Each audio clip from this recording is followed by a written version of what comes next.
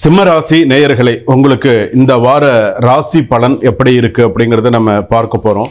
இந்த வார ராசி பலன் அப்படின்னு சொல்லும்போது 30/6/2025 6/7/2025 வரையில எப்படி இருக்கு அப்படிங்கிறத நம்ம பார்க்க போறோம். பொதுவாக இந்த ராசிக்கு அப்படின்னு சொல்லும்போது, சிம்ம ராசிக்கு அப்படின்னு சொல்லும்போது எனக்கு சொல்ல கஷ்டமாக தான் இருக்குது. சிம்ம ராசி அப்படின்னு சொல்லும்பொழுது என்ன பண்ணுறது, அதாவது சிலருக்கு ஜாதகம் சாதகமாக இருக்கும்போது அவங்களுக்கு ஓரளவு சமாளிச்சிட்றாங்க. சாதகமாக இல்லாதவர்களுக்கு எப்படி இருக்குது, நிறைய பிரச்சனைகளை அனுபவிச்சுட்டு தானே இருக்காங்க. சொல்லுங்கள், சிம்மராசி பொறுத்தளவுக்கு எவ்வளவு பிரச்சனைகள், எவ்வளவு வினைகள், எவ்வளவு நம்பிக்கை துரோகம், எவ்வளவு பிரச்சனைகளை கடந்து வந்திருக்காங்க. அடே அப்பா, தலையை சுற்றுதுங்க. அந்த அளவுக்கு இருக்குங்க பிரச்சனை சிம்மராசி பொறுத்தளவுக்கு. கொஞ்சம் நெஞ்சம்லாம் இல்லை, அடின்னு அடி பா, இந்த அடியா அப்படிங்கிற அளவுக்கு தாங்க முடியல. ஏங்க கொஞ்சமாக அடிங்க, இவ்வளோ அடி அடித்தா நான் எப்படிங்க தாங்குவேங்கிற அளவுக்கு நவகிரகத்தை பார்த்து சாமி கும்பிட்ற மாதிரி இருக்குது அவங்களுடைய நிலைமையெல்லாம் இன்றைக்கி. சில பேர் உண்மையை சொல்லணுன்னு அவங்களுக்கு ஏண்டா வாழறோம், போயிடலாமா எங்கனாவதுங்கிற மாதிரி தோணுது. சில பேருக்கு அந்த மாதிரி கெட்ட எண்ணங்கள் கூட வருது. தற்கொலை பண்ணிக்கலாமா, வேறு ஏதாவது பண்ணிக்கலாமா, அந்த மாதிரி. ஆனால் இது தீர்வு கிடையாது. நம்ம எந்த ஒரு சூழ்நிலையிலுமே வாழ்ந்து காட்டணுமே தவிர தற்கொலை தீர்வாகாது. எங்கன்னா ஓடி போயிடலாமா, எப்படி, எங்கே, எவ்வளோ தூரம் ஓடி போவேன், எங்கே ஓடி போவேன் நீன்னு நினச்சிப்பாரு. சிம்ம ராசி பொறுத்தளவுக்கு எவ்வளவு பிரச்சனை இருந்தாலும் நீ ஃபேஸ் பண்ணி தான் ஆகணும். இந்த உலகத்தில் நீ வாழற வரைக்கும் சிம்மராசிலாம் நீ ஃபேஸ் பண்ணி தான் ஆகணும், வேறு வழி இல்லை. என்ன போகுது, இஞ்சி போனால் உயிர் போகுது, அவ்வளோதானே. ஃபேஸ் பண்ணுற வரைக்கும் ஃபேஸ் பண்ணு. எவ்வளோ கஷ்டங்கள் வருதோ பண்ணு, என்னால் முடியும். உங்களுக்கு அந்த வைராக்கியம் இருக்கா இல்லையா? சிம்மராசிக்கு வைராக்கியம் இருக்குல்ல. ஆணாக இருந்தாலும் பெண்ணாக இருந்தாலும் என்னால் சாதிக்க முடியுங்கிற வைராக்கியம் இருக்கா? யார் என்ன பேசினாலும் என்னால் செய்ய முடியும், என்னால் சாதிக்கும், அந்த மனி வலிமை உங்களுக்கு இருக்கா? கோவப்பட்டால் மட்டும் போராது. எல்லா விஷயத்தையும் தாங்கிக்கக்கூடிய அந்த சில விஷயங்கள் இருக்கணும். செல்ஃப் கான்ஃபிடென்ஸ் நிறையா இருக்கணும். இதெல்லாம் இருக்கணும் சிம்மராசிக்கு. அப்போ தான் அது சிறப்பு. மனம் தளர்ந்துடக்கூடாது. நல்லா ஞாபகம் வச்சுக்கோங்க, மனம் தளருவதால் எதுவும் கிடையாது. மனம் தளராமல் முன்னோக்கி நீங்கள் போகணும். அதாவது இன்னைக்கு நடந்து போகிறீங்கன்னு வச்சுக்கோங்களேன், கால் சுடுறது, செப்பல் போட்டு நடக்கிறீங்க, கால் இல்லாதவன் நினச்சி பாருங்கள். அதை நினச்சி பாருங்கள். நம்மளை இந்த அளவுக்கு தெய்வம் வச்சுருக்கேன்னு சந்தோஷப்படுங்க. சில நேரத்தில் சில பேருக்கு ஒவ்வொருத்தருக்கும் ஒரு விஷயங்கள் இருக்குது. தெய்வம் உங்களை நல்ல இடத்துல வச்சுருக்கும்போது நீங்கள் நல்லா பிரார்த்தனைகள் பண்ணுங்கள், நிறைய நல்ல விஷயங்கள்லாம் பண்ணுங்கள். இப்போ இந்த மக நட்சத்திரம், பூர நட்சத்திரம், உத்திர நட்சத்திரம் 1ஆம் பாதம் முடிய சிம்மராசி நேயர்களை, தொழில் வியாபாரம் இப்போ கண்டகச்சனி நடக்குது, பிரச்சனை தான். தொழில் வியாபாரத்தில் போட்டி, பொறாமை, நஷ்டம், கொடுத்த பணம் வராது. தொழிலில் கொஞ்சம் பிரச்சனைகளாக தான் இருக்கும். மாமி மூமே எல்லாம் கொஞ்சம் பிரச்சனை தான். இந்த எழுத்தில் வரக்கூடிய தொடர் எழுத்துக்கள் எல்லாம் கொஞ்சம் பிரச்சனை தான்.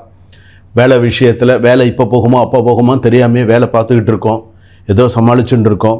வேலையில் சில பேருக்கு ஓரளவுக்கு மற்ற தனியார் கம்பெனியில் இருக்கிறவங்க, மற்ற சில கம்பெனி ஸ்ட்ரெஸ் இருந்தாலும் ஏதோ சில பேர் வேலை பார்த்துட்டு இருக்காங்க. மாணவிகளுக்கு படித்து தான் ஆகணும், வேறு வழி இல்லை, படிக்கணும், சரி அடுத்த லெவலுக்கு போகணும் அப்படின்னு சொல்லி சில பேர் நல்லா படிக்கிறாங்க. அதே போல் பெண்களுக்கு அப்படின்னு சொன்னால் ஒரு ஆகாத ஒரு சில விஷயங்கள் இந்த வாரத்தில் பார்த்திங்கன்னா சில கஷ்டங்கள்லாம் இருக்குது. பெண்களுக்கெல்லாம் கோவப்படக்கூடாது. குடும்பத்தை கொஞ்சம் சற்று நிதான போக்கை கடைபிடிக்க வேண்டும். எந்த சூழ்நிலையிலையும் சண்டை போடக்கூடாது, யாருக்கிட்டையும் சண்டை போடக்கூடாது, நிதானித்து செயல்படணும். எந்த ஒரு விஷயத்துலையும் ஷேர் மார்க்கெட்டில் ரொம்ப கவனமாக இருக்கணும். உத்தியோக விஷயத்தில் கவனமாக இருக்கணும். கடன் விஷயத்தில் அதிக கவனமாக இருக்கணும். கடன் விஷயத்தில் கொஞ்சம் கடன் வாங்கும்போதே நம்ம இவ்வளோ வாங்குகிறோமே, இவ்வளோ இது பண்ணுறோமேன்னு இருக்கக்கூடாது. சில பேருக்கு வாங்கிய கடன் கூட எங்கிட்டு வருது எங்கிட்டு போகுதுன்னு சொல்ல முடியாது. அந்தளவுக்கு சில பேருக்கு பிரச்சனைகள்லாம் இருந்துருக்கு. தாய் தந்தை உறவினர் வழியில் நிறையா பிரச்சனைகள் இருக்குது. அம்மா அப்பா வழி உறவினர்களால் பிரச்சனை, மாமாவுக்கு சில பிரச்சனைகள்லாம் இருக்குது, அத்தைமார்களுக்கெல்லாம் நிறைய பிரச்சனைகள் இருக்குது. அதே போல் புதிய ஒப்பந்தம், புதிய சில விஷயங்கள் எல்லாம் நிறையா ப்ராப்ளம்லாம் இருக்குது. அதெல்லாம் கொஞ்சம் பார்த்து யோசித்து தான் செய்யணும். ஆணி மாதம்லாம் அவ்வளோ சிறப்பான மாதம் கிடையாது, இருக்குது. ஆனால் ஆணி மாதம்னா ஆணி கூணி போகும்னு சொல்லுவாங்க. அடி போடக்கூடாதுன்னு சொல்லி பழமொழி இருக்குது. அதனால் சில விஷயங்கள்லாம் பார்த்து தான் செய்யணும். நேரம் கிடைச்சா உங்களுக்கு சிம்மராசி, உங்களுக்கு டைம் கிடைச்சதுன்னு சொன்னால் இந்த தமிழ் மாத கடைசியில் உங்களுக்கு பார்த்திங்கன்னா இது உண்டு, பேர் என்ன, சந்திராஷ்டிரமம் உண்டு. இந்த இதில் உங்களுக்கு சந்திராஷ்டிரமம்லாம் வரும். ஸோ அதெல்லாம் இருக்குது. ஸோ சில விஷயங்கள்லாம் கவனமாக தான் இருக்கணும், கவனமாக கொண்டு போகணும். சில விஷயங்கள்லாம் சிம்மராசி பொறுத்தளவுக்கு அடுத்ததாக பார்த்திங்க அப்படின்னு சொன்னால், ராசிக்கு அப்படின்னு எடுத்துக்கும் பொழுது திருவண்ணாமலை போயிட்டு வர்றது உங்களுக்கு ரொம்ப சிறப்பு. திருவண்ணாமலை போய் இந்த கிரிவலப்பாதை சொல்கிறோம் இல்லையா, கிரிவலப்பாதை, திருவண்ணாமலை சுவாமி தரிசனம், இதெல்லாம் உங்கள் ஜாதகப்படி திருவண்ணாமலை போய் சுவாமி தரிசனம் பண்ணிட்டு வந்தால் ஓரளவுக்கு உங்களுக்கு சில கஷ்டங்கள் குறையும், சில விஷயங்கள் குறையும். ஸோ அதுக்கு போயிட்டு வாங்க. திருநள்ளாறு போயிட்டு வாங்க. அதே போல் திருநள்ளாறும் போயிட்டு வாங்க. திருநள்ளாறு டைம் கிடைச்சாலும் திருநள்ளாறு போயிட்டு வாங்க. திருநள்ளாறில் பார்த்திங்கன்னா என்ன ஒரு விஷயம் உங்களுக்கு அப்படின்னு சொன்னால், திருநள்ளாறு பொறுத்தளவுக்கு சனி பகவானுக்கு தீபம் ஏற்றிட்டு வாங்க. நேரம் கிடச்சதுன்னா நாமக்கல் ஆஞ்சநேயர் தரிசனம் பண்ணுங்கள். என்னால் அவ்வளோ தூரம் போக முடியல, பக்கத்தில் இருக்கீங்கன்னா பக்கத்தில் இருக்கக்கூடிய பஞ்சவடி ஆஞ்சநேயர், பக்த ஆஞ்சநேயரை வழிபாடு பண்ணுங்கள். இதெல்லாம் உங்கள் ஜாதகப்படி சிறப்பை தரக்கூடியதாக இருக்கும். அதே போல் உங்கள் சிம்ம ராசிக்கு அப்படின்னு சொல்லும்போது கால பைரவரையும் சேர்த்து வழிபாடு செய்தால் இன்னும் சிறப்பு. ஏன்னா உங்களுக்கு இருக்கக்கூடிய பிரச்சனைகளுக்கு உங்களுக்கு தெய்வ வழிபாடு ஒன்று தான் உங்களுக்கு மன அமைதியும் மன சந்தோஷத்தையும் கொடுக்கும். இப்போ மனசு சரியில்லையா, கொஞ்சம் தூரம் போகிறீங்களா, எங்கன்னா போகிறீங்களா, போய் தெய்வ சன்னிதானத்தில் போய் உட்காந்துருங்க. கால பைரவர் முன்னாடியோ இல்லை இப்போ நான் சொல்லியிருக்கக்கூடிய சுவாமிக்கு முன்னாடி, இப்போ உங்களுக்கு 2-3 சுவாமிகள்லாம் சொல்லியிருந்தேன் இல்லையா, அந்த மாதிரி ஏதாவது க்ஷேத்திரத்தில் போய் உட்காந்து ஒரு 10 நிமிஷம் மன அமைதியோடு உட்காந்து வழிபாடு மனசில் நிறைய பிரார்த்தனை பண்ணுங்கள். நான் சிம்மராசியில் பூர நட்சத்திரத்தில் பிறந்திருக்கேன், உத்தர நட்சத்திரம் சிம்மராசியில் பிறந்திருக்கேன், மக நட்சத்திரத்தில் பிறந்திருக்கேன், எனக்கு இந்த மாதிரி கஷ்டங்கள்லாம் இருக்குது, என் கஷ்டங்கள் எனக்கு படிப்படியாக குறையணும், முன்னோர்களுடைய தோஷங்கள்லாம் எனக்கு இருக்கக்கூடாது, குலதெய்வத்துடைய தோஷங்கள்லாம் எனக்கு இருக்கக்கூடாது, அடுத்தடுத்து என்னுடைய நல்ல வளர்ச்சி பாதையை நோக்கி போகணும், கண்டகச்சனி நடக்குது, எனக்கு தெரிந்தோ தெரியாமலோ என்னுடைய விஷயத்தில் நான் ஏதாவது தவறு செய்திருந்தால் கூட என்னை மன்னித்து என்னுடைய நன்னா இருக்கணும் அப்படின்னு சொல்லி மனசில் நல்ல பிரார்த்தனை பண்ணிக்கோங்க. தெய்வ வழிபாடு தான் உங்களுக்கு சக்தியான ஒரு சில விஷயங்கள். தெய்வ வழிபாடு இல்லைன்னா எதுவுமே கிடையாது அப்படிங்கிற சூழ்நிலை தான் இன்றைக்கி சிம்மராசிக்கு. ஸ்கின் ப்ராப்ளம் வரும், உடல்நிலை பாதிப்பு அதிகமாக இருக்கும். சில பேருக்கு பார்த்தீங்க அப்படின்னு சொன்னால் ஹாஸ்பிட்டாலிட்டி செலவுகள் அதிகரிக்கும். சில பேருக்கு பார்த்தீங்க அப்படின்னு சொன்னால் குடும்பத்தில் பார்த்திங்கன்னா மன நிம்மதி இருக்காது, வெளியில் இருக்கக்கூடிய நிம்மதி வீட்டுக்கு வந்தால் இருக்காது, குழப்பங்கள் அதிகமாக இருக்கும், என்ன செஞ்சாலுமே நெருக்கடியான ஒரு சூழ்நிலையில் இருக்கும். எப்படா இதுலேருந்து நம்ம விடுபடுவோம் அப்படிங்கிற சூழ்நிலை இருக்குது. ஸோ கவனமாக இருங்க. சரிங்களா? சுபம். வாழ்க வளமுடன். உடல் நலமும் உடல் பலமும் ஜாதகத்தில் இருக்கணும், நீண்ட ஆயுளோடு எல்லாரும் நன்னா இருக்கணும்னு பிரார்த்தனை செய்து கொண்டு இந்த வார ராசி பலன்கள் நான் சொல்லியிருக்கேன். எப்படி இருக்கும், எப்படியெல்லாம் இருக்குது அப்படிங்கிறத சொல்லியிருக்கேன். 12 ராசிகளுக்குமே சொல்லியிருக்கேன். இதில் என்ன ஒரு விஷயம் அப்படின்னு, இப்போ நான் சொல்லியிருக்கிறது எல்லாமே பொது பலன் தான், பொது பலன்கள்.